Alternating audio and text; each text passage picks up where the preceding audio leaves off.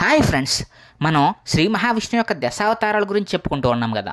మరి ఆ దశావతారాలకు సంబంధించినటువంటి వీడియో పార్ట్ 1 అనేది అప్లోడ్ చేయడం జరిగింది, చూడండి. మరి ఇప్పుడు ఈరోజు శ్రీ మహావిష్ణువు అవతారాల్లో మొదటి అవతారం అయినటువంటి మత్స్యావతారం గురించి మనం ఈరోజు తెలుసుకుందాం. మత్స్య అంటే చేప. మరి శ్రీ మహావిష్ణువు సాక్షాత్తం సముద్రంలో చిన్న చేపగా మత్స్య అవతారం అయితే ఎత్తడం జరిగింది.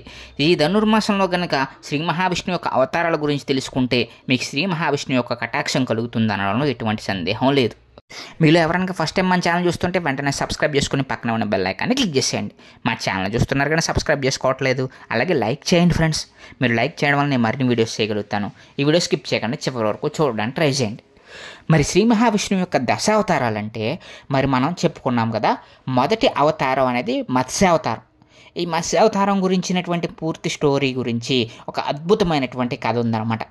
శ్రీ మహావిష్ణువు మరి చేపగా మరి మత్స్యావతారం అయితే ఎత్తడం జరిగింది. పూర్వం బ్రహ్మ తపస్సు చేసుకుంటూ యోగ నిద్రలోకి అయితే వెళ్ళిపోవడం జరిగింది. అప్పటికే కలి ప్రభావం అనేది మొదలైపోయింది. మరి రాక్షసులు మరి ప్రభావంతో మరి రాక్షసుల రాజు అయినటువంటి హయగ్రీవుడు అనేటువంటి రాక్షసుడు ముల్లోకాలను ఇబ్బందులు పెడుతూ బ్రహ్మదేవుడి నుంచి వరం పొంది మరి ఎలాగైనా సరే ముల్లోకాలని అధిపతులని నాశనం చేయాలని, బ్రహ్మదేవతలని మొత్తం అందరినీ కూడా నాశనం చేయాలని చెప్పేసి తీవ్రంగా ప్రయత్నిస్తూ ఉన్నాడు. అలా ఎంతోమందిని ఇబ్బంది పెడుతూ మరి అలా చేస్తూ ఉండగా బ్రహ్మ దగ్గర ఉన్నటువంటి మరి ఆ వేదాలు ఏవైతే ఉన్నాయో, శ్రీ మహావిష్ణువు బ్రహ్మకి వేదాలు అయితే ఇవ్వడం జరిగింది కదా, చతుర్వేదాలు అని అంటారు కదా. అలాంటి వేదాలు యజుర్వేదం, సామవేదం, అథర్వణ వేదం, ఇలా ఈ వేదాల యొక్క ఏవైతే ఉన్నాయో అవి బ్రహ్మ దగ్గర ఉన్నాయని తెలుసుకుని వాటిని ఎలాగైనా సరే దొంగిలించాలనే ఉద్దేశంతో బ్రహ్మ యోగ నిద్రలో ఉన్నప్పుడు ఆ యొక్క యోగ నిద్రలో నుంచి ఆ యొక్క వేదాలు బయటికి రాగానే ఆ వేదాలను అయితే దొంగిలించి మన యొక్క రాక్షసుడు ఏం చేశాడు అంటే, హయగ్రీవుడు అనేటువంటి రాక్షసుడు సముద్రం లోపలికైతే వెళ్ళిపోయాడు. ఎవరు కూడా ఏమీ చేయలేకుండా వేదాలన్నింటినీ దొంగిలించి వేదాలు అనేవి ఇప్పుడు నా సొంతం అయిపోయినాయి అని చెప్పేసి రాక్షసుడు అయినటువంటి ఆ యొక్క రాజు హయగ్రీవరాజు మరైతే లోకంలోకి అయితే వెళ్ళిపోయాడు, సముద్రంలోకి అయితే వెళ్ళిపోయాడు. అలా వెళ్ళిపోయినటువంటి వేదాలని మళ్ళీ తిరిగి తెచ్చుకునేందుకు, అలాగే లోకాలు మరి వేదాలు లేకపోతే మరి సృష్టి ఉండదు కదా, మరి ఆ సృష్టిని మళ్ళీ పునరుద్ధరించాలనే ఉద్దేశంతో శ్రీ మహావిష్ణువు సాక్షాత్తం శ్రీ మహావిష్ణువు ఏం చేశాడనంటే తాను ఒక కొత్త అవతారానికైతే నాంది పలికాడు. అది ఆయన దశావతారాల్లో మొదటి అవతారం మత్స్యావతారం అని చెప్తూ ఉంటారు. పూర్వం సత్యవ్రతుడు అనేటువంటి ఒక మహర్షి ఉండేవారు. ఆ మహర్షి ఎంతో నిష్టగా మరి ధ్యానాలు చేసుకుంటూ సంధ్యావందనాలు చేసుకుంటూ ఎంతో గొప్పగా విష్ణువుని పూజించేవాడు. మరి అటువంటి సత్యవ్రతుడు ఒకరోజు ఒక కొలంలోకి దిగి మరి అలాగ సూర్య నమస్కారాలు చేసుకోవడం కోసం కొలంలోకి దిగి స్నానం చేస్తూ ఉండగా ఆయన చేతిలోకి ఒక చేప వచ్చింది. సో దాన్ని చూసి సత్యవ్రతుడు ఏం చేశాడు అని అంటే మరి నీటిలోకి వెంటనే వదిలేవాడు. అప్పుడు వెంటనే ఆ చేప ఇలా పలికింది, సత్యవ్రత, నన్ను దయచేసి ఈ కొలంలోకి ఉంచకండి, దయచేసి మీరు వేరే చోటకి మార్చండి అని చెప్పేసి అయితే ఆ చేప అడగడం జరిగింది. దీంతో సత్యవ్రతుడు ఏం చేశాడనంటే తన కమండలంలోకి ఆ యొక్క చేపనైతే తీసుకోవడం జరిగింది. దీంతో వెంటనే మరి ఆ యొక్క కమండలంలోని ఆ చేపను ఉంచగానే మరుసటి రోజుకి ఆ చేప చాలా పెద్దదైంది. ఆ కమండలం కన్నా ఇంకా పెద్దది అవ్వడంతో ఆ యొక్క సత్యవ్రతుడు భావించి దాన్ని ఒక చెరువులో ఉంచడం జరిగింది, ఒక నదిలో ఉంచడం జరిగింది. ఆ నదిలో ఉంచగానే ఆ చేప మరింత పెద్దదైంది. దాంతో సత్యవ్రతుడు ఆ యొక్క చేపను తీసుకెళ్ళి మహాసముద్రంలో ఉంచడం జరిగింది. వెంటనే ఆ మహాసముద్రంలో ఉన్నటువంటి ఆ చేప ఇంకా పెద్దదిగా మారడం జరిగింది. దీంతో ఆ యొక్క చేప సామాన్యమైనది కానీ మత్స్యావతారం అని చెప్పేసి భావించినటువంటి సత్యవ్రతుడు వెంటనే ఆ యొక్క మత్స్యానికి నమస్కరించి, స్వామి నీవు ఎవరో నాకు సాక్షాత్కరించు, నువ్వు శ్రీ మహావిష్ణువు యొక్క అవతారంలో ఉన్నావని చెప్పేసి అయితే సత్యవ్రతుడైతే ఆ యొక్క చేపనైతే వేడుకోవడం జరిగింది. వెంటనే ఆ యొక్క మత్స్యావతారంలో ఉన్నటువంటి స్వామివారు ఆ యొక్క సత్యవ్రతుడు అనేటువంటి ఆ యొక్క మహర్షికి వెంటనే కూడా మరి ప్రత్యక్షమై స్వామివారు తన నిజరూప దర్శనాన్ని అయితే ప్రసాదించారు. సత్యవ్రత, నేను ఒక కొత్త అవతారంలో ఈ యొక్క మత్స్య అవతారాన్ని అయితే ఎత్తడం జరిగింది. కాబట్టి నేను ఇక్కడి నుంచి ఒక 6 రోజుల్లో ప్రళయం రాబోతుంది. కాబట్టి ఆ ప్రళయం వచ్చేటువంటి సందర్భంగా ఆ యొక్క రోజునాడు నేను ఒక నావని పంపిస్తాను. ఆ నావలో నువ్వు ఏం చేయాలి అనంటే వివిధ రకాలైనటువంటి జంతువులని ఒక్కొక్క జతగా వాటిని ఆ నావలోకి ఎక్కించు. అలాగే ఇంకా ఇక్కడ ఉన్నటువంటి జనాల్ని కూడా ఆ నావలోకి ఎక్కించు.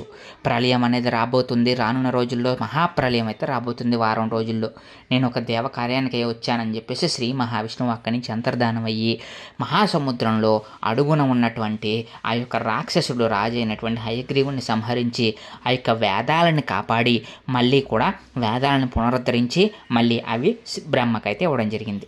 దీంతో ఆ యొక్క కార్యం కోసం శ్రీ మహావిష్ణువు మత్స్యావతారం ఎత్తాడు. వెంటనే వారం రోజుల్లోనే విపరీతమైనటువంటి ప్రళయం వచ్చేసింది. సముద్రం మొత్తం కూడా కొట్టుకుని పోతుంది. ఆ టైంలో మరి ఒక నావ సముద్రంలోంచి సత్యదేవుడి దగ్గరికి వచ్చింది. ఆ యొక్క సత్యవ్రతుడైనటువంటి ఆ మహర్షి దగ్గరికి వచ్చింది. దీంతో వెంటనే సత్యవ్రతుడు ఒక్కొక్క జత చొప్పున ఒక్కొక్క జంతువును ఒక్కొక్క జత చొప్పున ఆ యొక్క నావలోకి అయితే ఎక్కించాడు. సత్యవ్రతుడు కూడా ఆ యొక్క నావలోకి ఎక్కేశాడు. దాంతో ఆ యొక్క నావ ముందుకు సాగుతూ ఉంది. కానీ మధ్యలోనే ఆ నావకి ఒడిదుడుకులు రావడం జరిగినాయి. విపరీతమైనటువంటి ఆ యొక్క ప్రళయానికి నావ ఒక పక్కకు వెళ్ళిపోతూ ఉంది. దీంతో వెంటనే శ్రీ మహావిష్ణువు మళ్ళీ మత్స్యావతారంలో వచ్చి ఆ యొక్క నావని ఒక తాడుని ఆ శ్రీ మహావిష్ణువు యొక్క మత్స్యావతారం యొక్క మరి ఆ యొక్క మెడకి చుట్టమని అయితే చెప్పడం జరిగింది. దీంతో వెంటనే సత్యవ్రతుడు ఆ విధంగా వాసుకుని తాడుగా చేసుకుని ఆ తాడుని శ్రీ మహావిష్ణువు యొక్క మత్స్యావతారానికి చుట్టడంతో బ్యాలెన్స్ అయ్యే విధంగా శ్రీ మహావిష్ణువు ఆ యొక్క నావని ఒడ్డుగా చేర్చి ఆ యొక్క సృష్టి కార్యంలో ఉన్నటువంటి ఆ యొక్క ఆగిపోయినటువంటి సృష్టిని మళ్ళీ పునరుద్ధరించేటువంటి కార్యక్రమంలో భాగంగా ఆ వాళ్ళని అయితే తీసుకెళ్లి సృష్టిని మళ్ళీ పునరుద్ధరించేశారు శ్రీ మహావిష్ణువు. ఈ విధంగా దొంగిలించబడినటువంటి వేదాలను తిరిగి పునరుద్ధరించడమే కాకుండా మళ్ళీ కూడా ఆగిపోయినటువంటి సృష్టిని తాను దశావతారాల్లో ఒక అవతారమైనటువంటి మొదటి అవతారమైన మత్స్యావతారం ద్వారా మరి దాన్ని పునరుద్ధరించాడు. మరి ఆ తర్వాత ఈ విధంగా మత్స్యావతారం యొక్క కథ అయితే ఎంతో అద్భుతంగా అయితే చెప్పబడింది పురాణాల ప్రకారం అన్నమాట. ఈ దశావతారాల్లో మొదటి అవతారమైనటువంటి ఈ మత్స్యావతారం ద్వారా మనకి ఏం తెలుస్తుందంటే తెలుసా, శ్రీ మహావిష్ణువు చరాచర జగత్తులో ప్రతి చోట తానే ఉన్నాడు. ఈ సృష్టిలో ప్రతి జీవి ప్రతి జంతువు తానే ఉన్నాడు. ఎక్కడ చూసినా కానీ మత్స్య కూర్మ వరాహ అవతారాల్లో స్వామివారు ఉన్నారు. అంటే మనం చూసేటువంటి ప్రతి జీవిలోనూ శ్రీ మహావిష్ణువే ఒక అవతారం అయితే ఉంది. మత్స్య కూర్మ వరాహ ఈ విధంగా చూసుకుంటే మనం చూసుకున్నట్లయితే కనుక మత్స్య అంటే చేప, కూర్మ అంటే తాబేలులో కూడా శ్రీ మహావిష్ణువు అవతారమే. మత్స్య అంటే మనం చేపలు చూస్తూ ఉంటాం కదా, అవి కూడా శ్రీ మహావిష్ణువు అవతారమే. వరాహ అవతారం చూసాం, కూర్మ అవతారం చూసాం.